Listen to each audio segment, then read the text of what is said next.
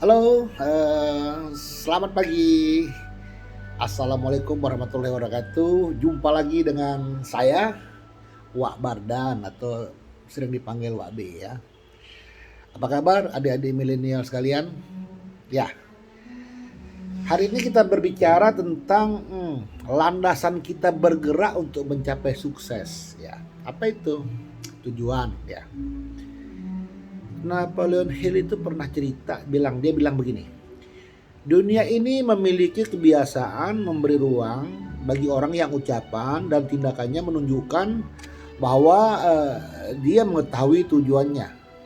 Ya, terus pertanyaannya adalah, eh, nah sekarang nih biasanya biar menarik ya, ini pertanyaan-pertanyaan anak-anak milenial, ya, yang gampang saja. Misalnya ke tempat eksotis mana saya akan berlibur bersama keluarga di 8-10 tahun ke depan. Lalu pertanyaan kedua, rumah dan mobil seperti apa yang saya miliki di 10-15 tahun ke depan. Lalu pertanyaan ketiga, investasi ya. Berapa investasi yang saya miliki di 15-20 tahun ke depan? Karena saya kan nggak mau juga nggak mau kerja sampai tua ya. Lalu financial freedom ya, kebebasan finansial ya. Jadi kapan saya terbebas dari masalah finansial ya. Jadi paling tidak kita tahu apa yang kita inginkan di tahun-tahun ke depan. Kan begitu ya. Jangan sampai begini. Kenapa kita perlu investasi? Karena saya nggak mau. Kalau saya waktu muda, kalau sekarang udah tua. Ya harusnya kaum milenial itu berpikir begini, saya akan bekerja di umur 35 tahun saja. Kenapa? Karena saya kehidupannya luas sekali. Jadi saya pengen menikmati dunia ciptaan Allah yang maha indah ini, jalan-jalan kemana-mana.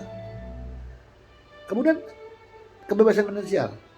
Ya saya harus bebas finansial. Kenapa? Jangan sampai lah misalnya kayak kami lah orang-orang tua ini ya. Udah pensiun sakit-sakitan masih aja nyicil rumah. Masa begitu? Jangan terjadi sama kalian adik-adikku.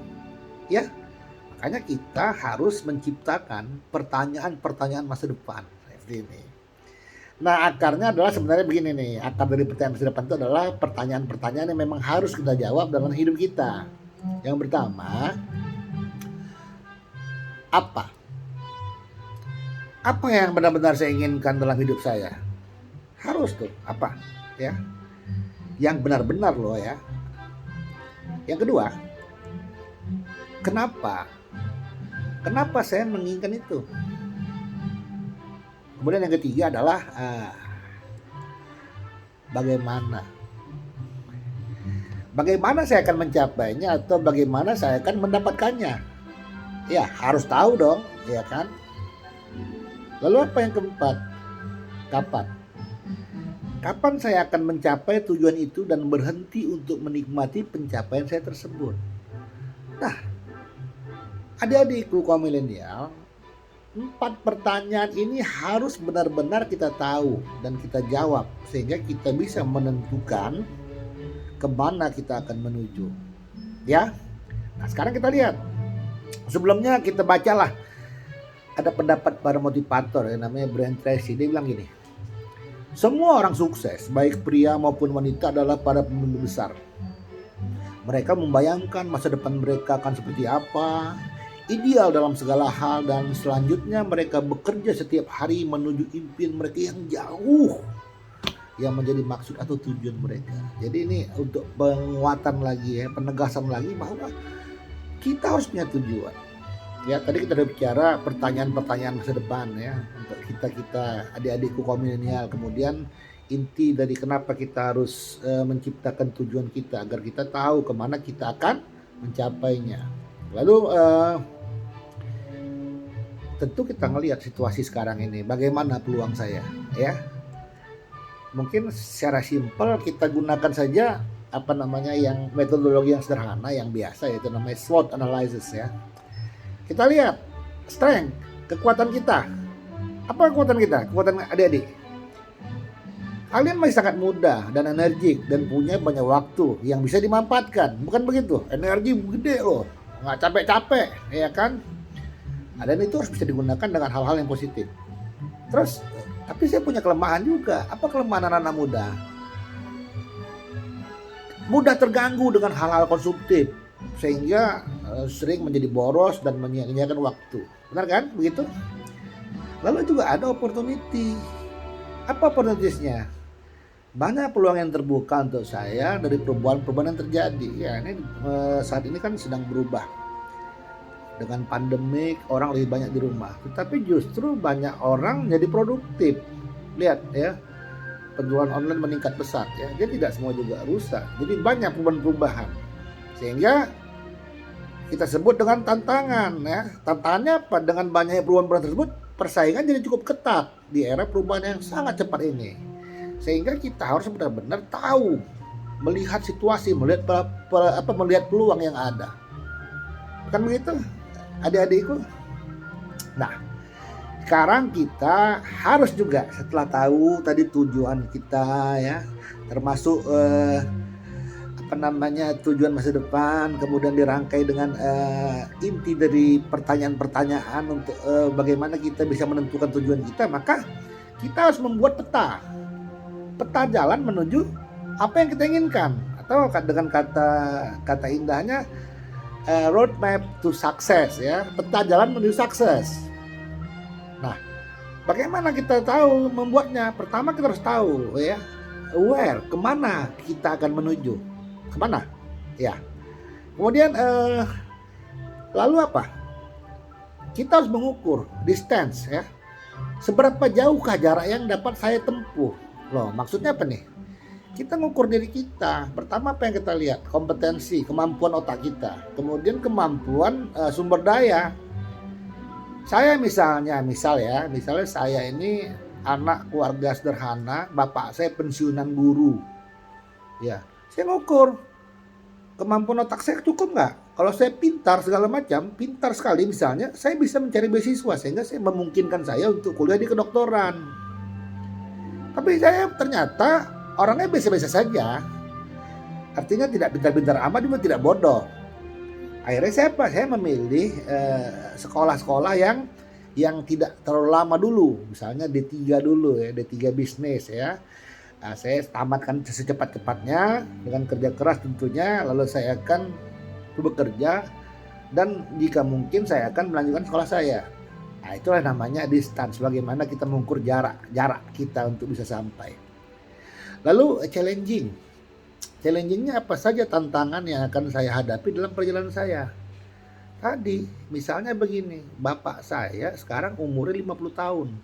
Saya masih SMA, berarti kan 5 tahun lagi pensiun. Saya masih SMA kelas 1, berarti saya tahu kapan saya harus menambah atau berjuang sendiri untuk menambah biaya untuk kuliah saya. Itu challenging ya. Lalu apa? How?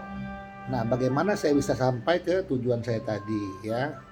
Setelah kita tahu mengukur berapa jarak dengan menentukan kapasitas dan amunisi kita tadi, kemudian kita melihat tantangan-tantangan, nah, sehingga kita bisa lagi mengukur mencari tahu bagaimana saya bisa sampai ke sana, apa peluang-peluang yang bisa saya ambil. Itu yang disebut dengan roadmap to success, adik-adikku sekalian ya. Oke, sekarang kita bicara tentang apa? Ada pertanyaan menarik ya. Di dunia ini apa yang tidak berubah? Ya, apa yang tidak berubah? Rasanya yang tidak berubah itu adalah perubahan itu sendiri. Sehingga bisa kita bilang berubah atau mati, change atau die. Ya, kenapa? Kalau kita nggak berubah, kita akan tergilas oleh waktu. Kita akan tergilas oleh perubahan tersebut. Maka saya katakan change or die. Jadi kita harus tidak resisten dengan perubahan, tetapi kita fleksibel dengan perubahan. Apa yang kita lakukan dengan perubahan tersebut? Jadi yang kita lakukan adalah pertama performance kita ya, kemampuan. Performance itu ya bisalah kita bilang kemampuannya. Lanjutkan performan terbaik dalam segala hal secara maksimum. Sekarang udah bagus ya, prestasi bagus, lanjutkan ya, nggak ada cerita bermalas-malasan, tingkatkan terus. Lalu yang kedua ya, bisa saya sebut bahasa Jawanya read, see and observe ya. Baca, observasi dan lihat apa yang terjadi saat ini. Lihat apa yang terjadi. Ya, kita bisa melihat dengan adanya pandemik ini ya. Dengan ada pandemi apa yang terjadi, apa yang berubah. Ya kan? Juga mungkin yang baru adalah perang Rusia menginvasi Ukraina, apa yang berubah, sektor-sektor apa yang berubah, dan bidang-bidang mana yang akan menjadi penting, kita lihat. Kemudian yang ketiga, yang namanya mengerti dengan perubahan ya, understand change-nya. Jadi adik-adikku sekalian, pahami perubahan yang sedang terjadi, perhatikan pattern yang berubah, seperti perilaku konsumen, regulasi, politik, market, and digital trend, itu penting ya. Ya, kalau perilaku konsumen misalnya dengan adanya pandemi ini orang lebih banyak di rumah, ya tidak keluar rumah, sehingga yang meningkat adalah dagang online itu meningkat ya. Kemudian regulasi politik penting dengan terjadinya invasi ini, disiplin ilmu sosial apakah yang berubah ya. Kemudian digital trend ya, itu akan sangat mempengaruhi perilaku konsumen saat ini. Lalu yang keempat, bisa kita bilang learn something new ya, pelajari sesuatu yang baru dan tetaplah rendah hati dan open mind ya. Jadi terus belajar, tak ada kata berhenti untuk belajar, dan buka pikiran ya, buka pikiran dan tetap rendah hati. Karena apa? Bagaimanapun attitude ini akan sangat berperan penting bagi kita untuk bisa menjalani kehidupan kita di masa-masa mendatang ya. Integritas terus dijaga. Terus apalagi yang penting ya, kita udah bicara masalah teknis ya. Pernah nggak kebayang wajah ibu kita ya, wajah adik-adik kita, itu saya sebut dengan heroic mission. Apa heroic mission? Heroic mission itu adalah sesuatu yang menjadi dasar bagi kita untuk bisa melakukan apa saja untuk mencapainya. Ya, apa contohnya? Orang tua, lihat orang tua ya. Orang tua yang mempersembahkan 80% hidupnya untuk membesarkan kita. Ya. Apa yang sudah kita berikan kepada mereka? Ya kan? Lihat kerut-kerutnya. Berapa kerut-kerut orang tua, kerut-kerut di wajahnya itu ya, berapa? Terutama kita yang adik-adikku yang wanita ya. Jadi pikiran, ya juga sama, yang pria juga sama. Ya, lihat kerut-kerutnya. Terus pertanyaannya, apa yang sudah kita kasih untuk mereka? Kemudian dari adik-adikku juga mungkin, ya kalau saya bilang milenial juga ada yang sudah menikah gitu. Coba lihat anak-anak kalian pas mereka tidur ya. Ya anak-anak yang untuk mereka segalanya akan kita perjuangkan. Lalu apa lagi? Saudara-saudara kita ya, banyak dari kita yang mungkin bukan berasal dari keluarga yang kaya. Jadi adik-adik kita yang sedang susah ya, saudara kita yang mungkin perlu bantuan kita untuk bangkit, juga mungkin banyak yang lain ya. Itu heroic mission. Tanamkan itu dalam hati kita. Heroic mission itu akan membantu kita untuk memperkuat semangat kita untuk terus berjuang. Baik adik-adikku sekalian, terakhir nih ya, saya bilang kalian, saya menantang kalian untuk membuat hidup kalian luar biasa. Saya menantang kalian untuk bergabung ke dalam barisan orang-orang yang menjalankan apa yang mereka ajarkan dan menepati apa yang mereka ucapkan. Ya?